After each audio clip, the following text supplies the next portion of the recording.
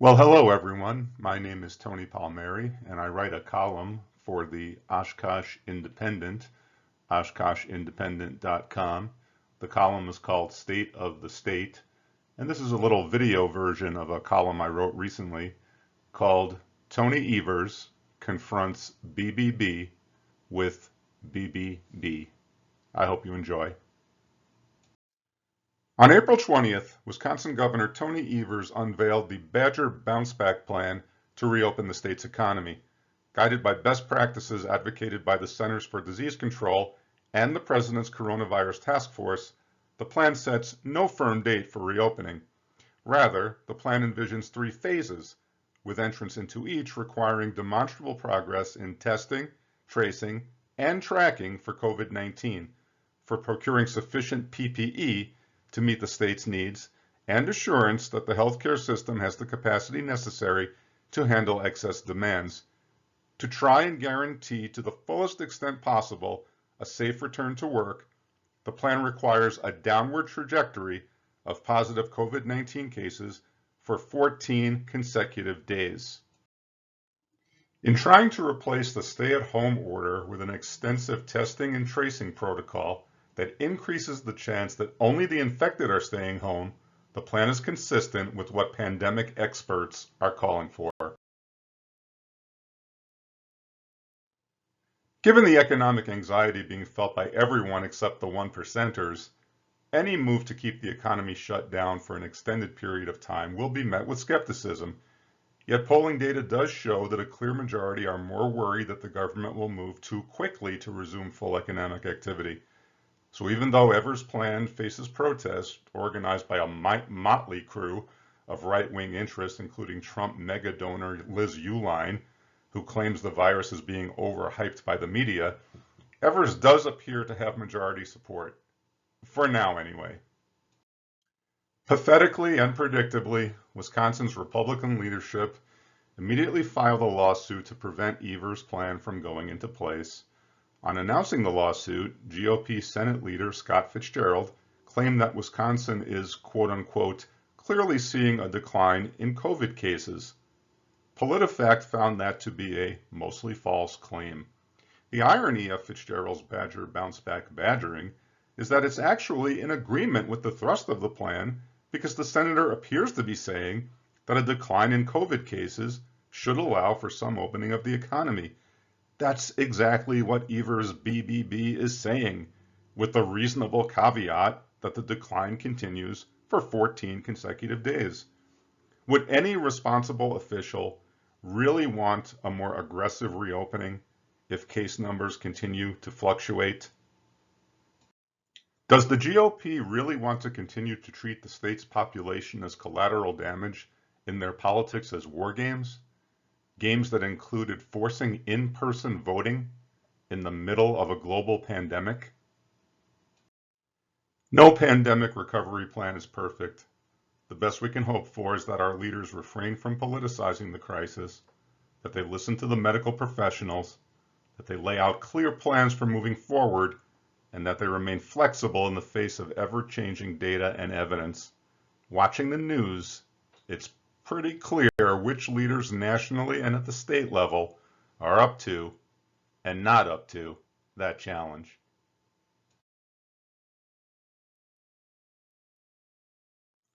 I don't think that the loudest opposition to Evers and other governors enacting stay-at-home and/or data-driven plans to open the economy is rooted in any meaningful policy disagreement.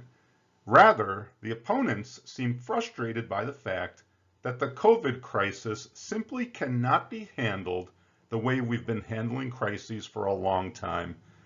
What do I mean by that? Well, consider the following. Now, any honest look at how our nation has managed, or more accurately mismanaged, the major crises facing us since World War II has to conclude that we've been guided by 3 dangerous and dysfunctional principles: bullshit, bluster, and bullying.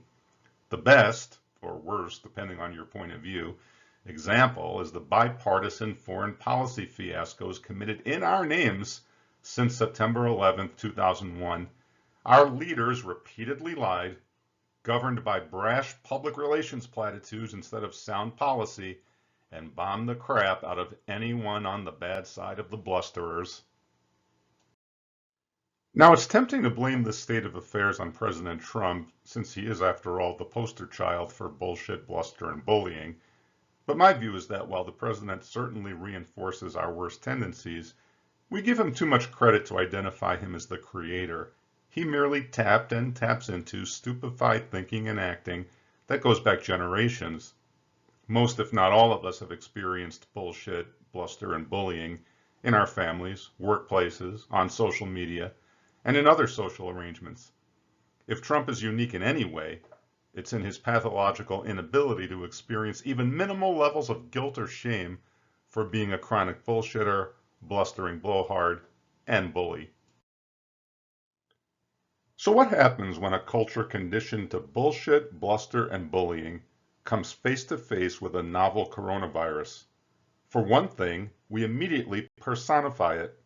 COVID-19 is our enemy, like the Viet Cong, the Taliban, or ISIS. Here's the problem, folks. If the virus is a villain, he's amused by your bullshit. He likes your bluster because when you're blustering, you increase your chances of spitting your infected droplets on others. And all of your drones, AR-15s, and heavy artillery just can't bully a virus. Seen in that context, the disturbing protests to open the economy we're seeing around the country should be surprising only in how relatively small they are.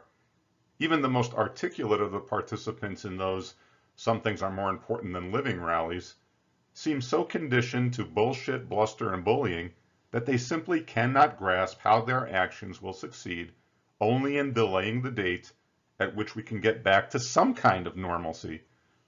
If protesters were really interested in being part of the solution, they would join the nurses and doctors who've been in the streets begging for more PPE, or they would overwhelm the White House with videos in which they yell at the top of their lungs, "More tests, more tests, more tests."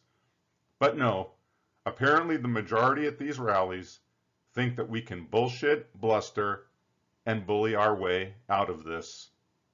Good luck with that.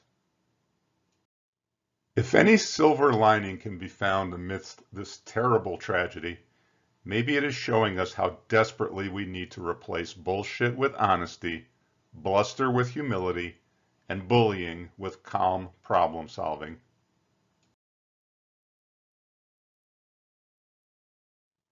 Governor Evers' Badger bounce back is vaguer than it could or should be, to the point where reasonable arguments can be made that it goes too far or not far enough.